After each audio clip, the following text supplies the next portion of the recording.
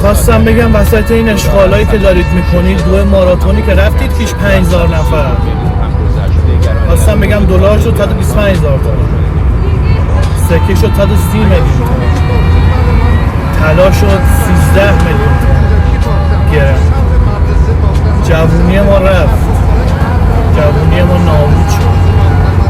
بعد یه سریاتون خیلی راحت تو فکر اشغال و تو فکر مهمونی و تو فکر پارتی و من نمیدونم، واقعا نمیدونم اصلا چی بگم، حرفی واسه گفتن نمیدونم. بنزین که داره میشه 5000 تومان از شنبه، بعد بنزین 5000 تومانی بزنید. ما دیگه سر شدیم، میدونیم ما ایرانی ها دیگه سر شدیم، دیگه همه چی عادی شده واسه نه جوونی کردیم، نه زندگی کردیم، نه آینده‌ای داریم. ته اشغالتون باز خط میشه به یه مش مردم بدبخت بیچاره.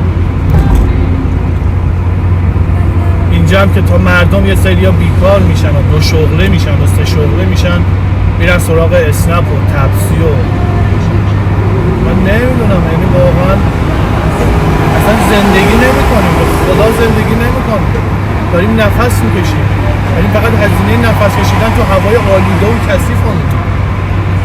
خدا به دادمون برسه، خدا به دادمون.